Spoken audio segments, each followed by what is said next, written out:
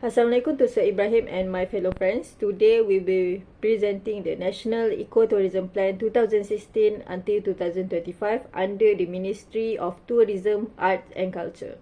Our team consists of 3 members, Nur Indah Shakira, Muhammad Luman Nur Hakim and Samsina Juria. This is the table of content of our presentation. We will start with the introduction. As we all know, Malaysia is famous for its tropical environments and multicultural diversity. Therefore, Malaysia recognized the special natural tourism attributes as early as 1999 when the government established the National Ecotourism Plan. The strategy includes topics such as resource management, marketing, development, and conservation with the ultimate goal of providing sustainable ecotourism commodities while also protecting resources. There are a series of comprehensive policies that have been formulated, including the National Tourism Policy 2020 until 2030, the National Cultural Policy 2021, the National Ecotourism Plan 2016 until 2025, and the MOTEC Strategy 2021 until 2025. I will now discuss the policy objective. The main goal of National Ecotourism Plan 2016 until 2035 is based on the success and shortcoming of National Ecotourism Plan in 1996. The government aimed to optimize the economic benefit of tourism while limiting its adverse effect on the environment and local population following the 1996 plan. The fragmented nature of tourism, the need to find a balance between conflicting interests, and the requirement to maintain the coherence and efficacy of policy are the few challenges that government encounter while formulating the tourism-related policy. To guarantee that they are continue to be appropriate, efficient, and sustainable, government must constantly assess and enhance their tourism policy. The next policy objective aims to provide policies, strategies, and action plans to improve ecotourism growth, management, conservation, financing, promotion, and operation. Government strive to protect the environment, conserve natural resources, and promote the well-being of local communities. Additionally, government hope to enhance cultural interaction and national identity through tourism. By establishing this objective, government may develop and implement successful tourism policy that handle all of the challenges and possibility involved with the tourism sector. Now it's my turn to explain about the government plan in National Ecotourism Plan 2016 until 2025. In this plan, the government has focused in some areas. Among the areas is investment in ecotourism, ecotourism and conservation, and ecotourism marketing. There is also another 2 areas that they focus, that is tourism concession in ecotourism site and also ecotourism product development and destination management. All the area has been classified with their own strategies and objectives. Like the first area, they focus in investment in ecotourism. The reason they focus on this is to attract the ecotourism investor by promoting and emphasizing the uniqueness, strength and development opportunities of Malaysia ecotourism site. The objective of this is to undertake campaign to promote ecotourism investment. By doing this, every ecotourism cluster will get an opportunity to be promoted and have the opportunity to get investment. And for the next area that they focus on is a synergy between ecotourism and conservation. The strategy in this area is carrying out ecotourism through world-class guidance and interpretation.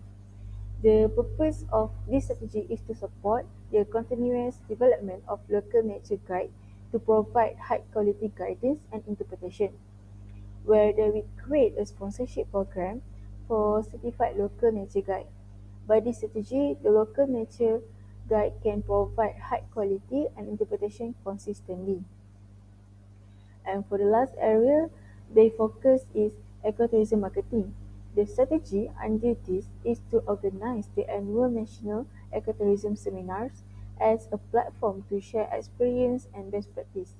The objective of this strategy is to organize annual national ecotourism seminar as a platform of sharing of knowledge and experience as well as improving processes. The result of this can raise the awareness of tourism and enhance the investment from many organizations. Next are policy issue. There will be no policy if there is no complaint or issue that will faced by the public. Therefore, among the issues that need to be solved by the Ministry of Tourism and Culture in Malaysia is synergy between ecotourism and conservation. This is because the local community get a little benefit from ecotourism. This is not fair from them since they often bear the brunt of the environment, like increased waste, habitat disruption, and strain on local resources. If they do not receive adequate benefit in return, it can be perceived as an unjust distribution of the costs and benefit associated with ecotourism. Therefore, government needs ensure that local government receive the fair and equitable benefits. So, for the next issue is ecotourism marketing. Some minor reason that will lead to this issue is mismatch between ecotourism promoting with target segment, growing trend of urban ecotourism, eco-adventure and innovation in ecotourism not rewarded. The government needs to ensure that their new planning can tackle this problem because marketing plays a significant role in promoting sustainable travel practice, attracting environmental conscious tourists, and supporting conservation efforts. And so, for the last policy issue is investment in ecotourism. The causes of this issue is the incentive do not meet the needs of investors. The local communities and SME find it difficult to obtain the fund and the promotion of potential investment are ineffective. Most of these causes rise due to the lack of promotion, unattractive program promotion and more. This is why the government needs to plan effective strategies that can attract as many investors as they can so that the ecotourism can be sustained with consistency. So, based on the table here, that is the total of investment in tourism sector, which we can see that it has been decreased every year. Therefore, the government needs to do something in order to tackle this problem back. Next, I will present the policy changes in the National Ecotourism Plan 2016 until 2035. In implementing the National Ecotourism Plan, the whole world, including Malaysia, went through the global pandemic COVID-19, which affected the operation of tourism activity. In March 2020, Malaysia's international borders were closed to the majority of tourists. The government established the Tourism Recovery Plan 2022, which is intended to increase Malaysians' mobility to travel and spend by offering various of land, air and hotel discounts. Three key elements under the Stimulus Recovery Plan have been identified as part of the quick win methods that are expected to improve the domestic tourism campaign, which is to restore confidence in travel, revive the domestic tourism, and maximize resources. Strategic collaboration and smart partnership with the airline company and other tourism-related agencies such as service or hospitality, transportation and private company, as well as collaboration with non-government organisation (NGO) such as Malaysian Association of Hotel MAH and Malaysian Budget Hotel Association (MYBHA) have been identified as key initiatives to revitalize the domestic tourism industry. The government can help small and medium-sized firms with the cash flow. In this plan, 200 million ringgit allocated for the Tourism Recovery Plan in budget 2021. Now I will present about challenges faced by the tourism sector, but before that, activities from tourism actually contribute a large of amount to the country economy and raise the country beauty to the world. So the challenge faced by the tourism sector need to be resolved as soon as possible for the well-being of the country. So the first challenge is the consequence or impact toward nature from uncontrolled development. Impacts such as loss of natural landscape, pollution on nature like air and water was come from uncontrolled development. As a result, it will lead to change in the landscape of nature, which the impact from that might be like an increase in deforestation because of cutting trees for development.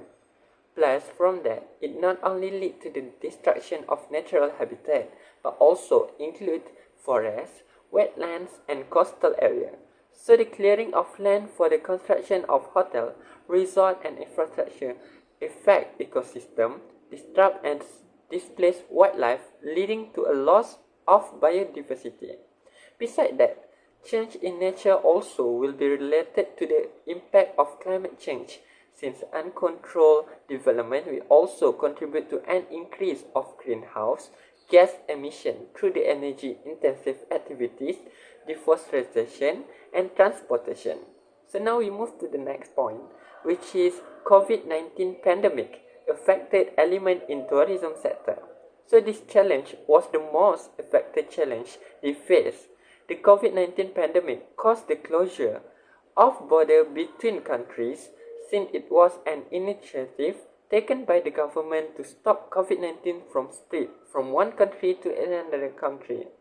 So from the action, it resulted in a sharp decline of international tourism in which the tourists were unable to travel due to restriction, due to quarantine measure, and also for the uncertainty about the situation. Further, almost all the business related in tourism sectors such as airline, hotel, tour operator, and restaurant face severe economic challenge due to the lack of tourists and need to close due to the movement control order. So the economic downturn affected not only the tourism sector but also individually, which include loss of jobs, reduction in income, and uncertainty of the economy, and affected the people whose discretionary spending on travel. Plus, a lot of families and companies also face financial constraints which limited their ability to engage in tourism activities.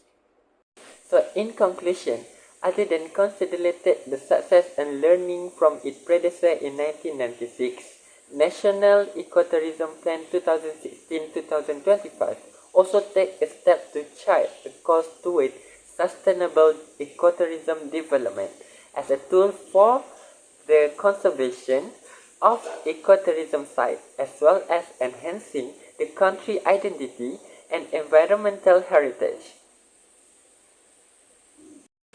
That's all from us. Thank you for lending your ears and time. Thank you and see you later.